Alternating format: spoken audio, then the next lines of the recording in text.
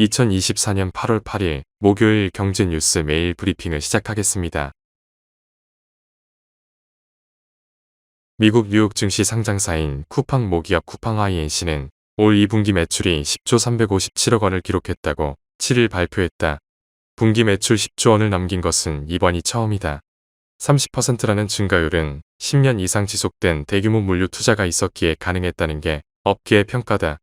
매출은 사상 최고치를 찍었지만 영업손익은 8분기 만에 적자로 전환했다.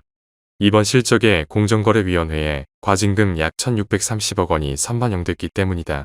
올해 1월 인수를 완료한 명품 패션 플랫폼 파페치의 영업손실 424억 원도 영향을 미쳤다. 쿠팡은 이번 실적 발표에서 재무 건전성을 강조했다. 2분기 쿠팡의 현금 및 현금성 자산은 7조 5,867억 원으로 작년 말보다 늘었다. 최근 유동성 악화로 촉발된 티몬 위메프 사태를 고려한 것이다. 다음 뉴스. 삼성전자가 5세대 고대역 폭메모리 HBM3 8단을 공급하기 위한 엔비디아의 퀄 테스트를 통과했다는 로이터 보도를 두고 삼성전자가 사실이 아니라고 7일 밝혔다. 이날 로이터 통신은 익명의 소식통들을 인용해 삼성전자와 엔비디아가 조만간 공급 계약을 체결할 것이라며 4분기부터 공급 예정이라고 보도했다. HBM3 12단은 아직 테스트를 진행 중이라고 했다. 그러나 삼성전자는 로이터 보도와 관련 HBM3 8단 퀄 테스트가 여전히 진행 중이라고 말했다. 하지만 이 같은 해프닝에도 삼성전자의 주가는 상승세를 탔다. 이제 퀄 테스트 통과가 임박했다는 관측 탓이다. 다음 뉴스. 올해 2분기 어닝 쇼크를 기록한 아모레퍼시픽의 주가가 7일 25% 가까이 급락했다. 아모레퍼시픽이 전날장 마감 후 시장 예상치를 밑돈 2분기 영업이익을 발표한 영향이다. 이 회사의 2분기 영업이익은 전년 대비 29.46% 줄어든 42억 원이었다. 증권사 컨센서스인 694억 원 대비 94.02% 적은 금액이다. 아모레퍼시픽의 2분기 중화권 매출은 1,077억 원으로 지난해 2분기 대비 44.3% 감소했다. 당초 증권가에서는 중국 매출 회복과 작년 인수한 코스알렉스 편입 효과로 2분기 실적 반등을 점쳤다. 실적이 예상을 크게 빗나가면서 이날 미래에셋증권, NH투자증권 등 7개 증권사가 일제히 아모레퍼시픽 목표 주가를 내렸다. 다른 화장품주 실적에도 의구심이 커지고 있다. 앞서 2분기 실적을 발표한 APR은 컨센서스에 못 미친 280억 원 수준의 영업이익을 기록했다. 다음 뉴스. LG가 자체 개발한 생성형 인공지능 엑사원 3.0을 오픈소스 방식으로 공개했다. 소스 코드를 누구나 자유롭게 이용할 수 있도록 하겠다는 의미다. 국내 첫 번째 사례다.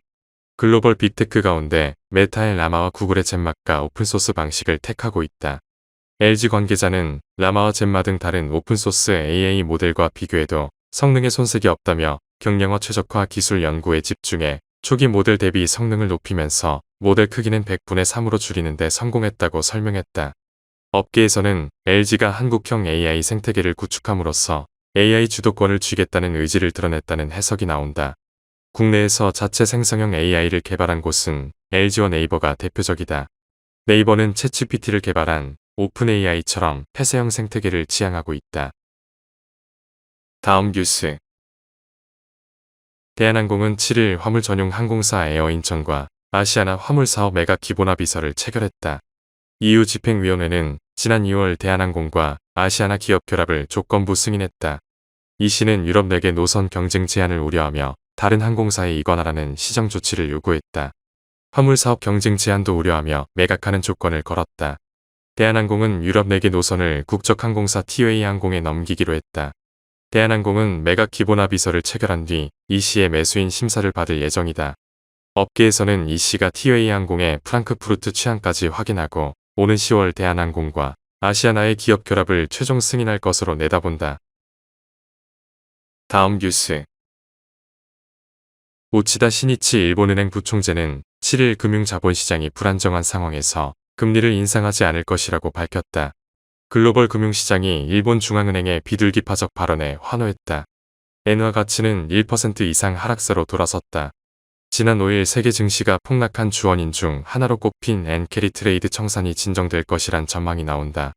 월스트리트 저널은 일본은행 총재가 금리 인상에 관한 발언으로 글로벌 금융시장을 흔들어 놓은 지 일주일 만에 부총재 중 한 명이 이를 철회함에 따라 도쿄 증시의 급격한 회복과 엔화 하락세를 이끌었다고 전했다.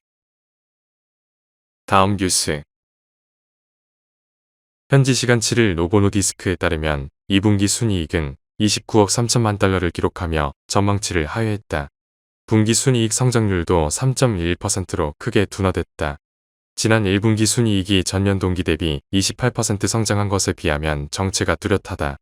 실적 부진에 따라 이날 장 초반 주가도 6.5% 급락했다. 위고비 판매량도 예상보다 낮게 나타났다. 올 2분기 위고비는 17억 1천만 달러치 팔리며 전망치 19억 8천만 달러를 하회했다. 노보노디스크는 2021년 최초로 비만 치료제를 선보인 선두주자로 급격한 성장세를 이어왔지만 최근 시장이 급성장하면서 경쟁도 심화되고 있다. 특히 작년 말 미국 경쟁사 일라이릴리가 비만 치료제 젯바운드를 출시하면서 가격 경쟁에 불이 붙은 바 있다. 다음 뉴스. 채권 시장에 뭉칫돈이 몰리며 회사채 금리가 2년 5개월 만에 최저 수준으로 떨어졌다. 최근 금리 하락은 채권 수요가 늘어난 결과다. 특히 개인의 채권 투자가 급증했다. 같은 기간 개인 투자자는 유가증권 시장에서 8,398억 원어치 순매도했다. 증시에서 이탈한 자금이 채권으로 몰리는 조짐이다.